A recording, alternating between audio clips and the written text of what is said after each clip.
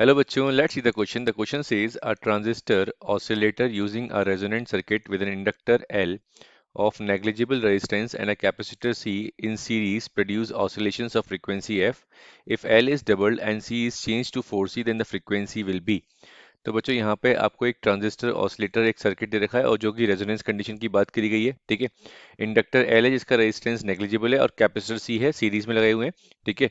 और frequency F produce कर रहा है। अगर एल डबल कर दें और कैपेसिटर का कैपेसिटेंस 4 सी कर दें, मतलब 4 टाइम्स बढ़ा दें, तो फ्रीक्वेंसी पे क्या इफेक्ट आएगा वो आपसे पूछा गया है, ठीक है।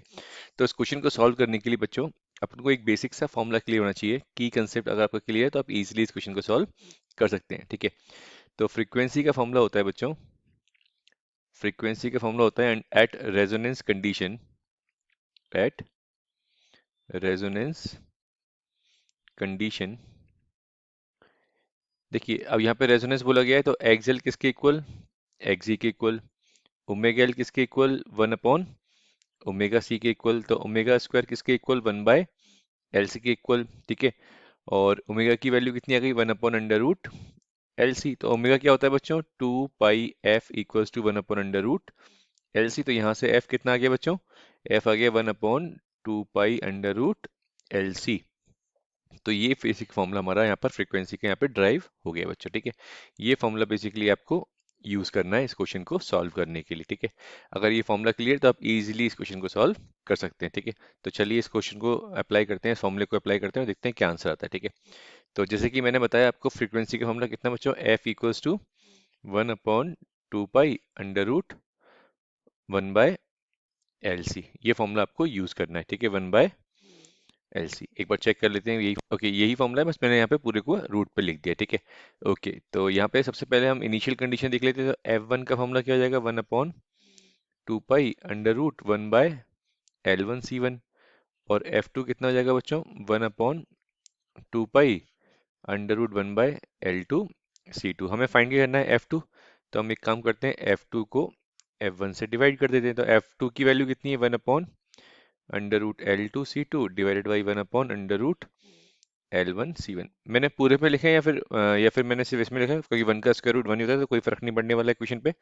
तो F2 अपॉन F1 आ जाएगा बच्चों अपने पास अंडर रूट L1, सॉरी यहाँ पे C1 आएगा, L1 C1। इसको मैं एक बार दोबारा लिख देता हूँ बच्चों, इससे कोई कन्फ्यूजन क्रिएट ना हो। L1 C1, ठीक है। तो ये आ जाएगा अपने पास under root L1 C1 upon under root L2 C2। तो F2 इज इक्वल्स टू, अब L और C ये एज इट इज लिखा रहने दे रहा हूँ मैं बच्चों में, ठीक है। अब L2 कितना है बच्चों, L2 हो गया अपने पास डबल ऑफ पहले वाले का जो इंडक्टेंस था, और कैपेसिटेंस कितना हो गया बच्चों, 4 टाइम्स हो गया, ठीक है।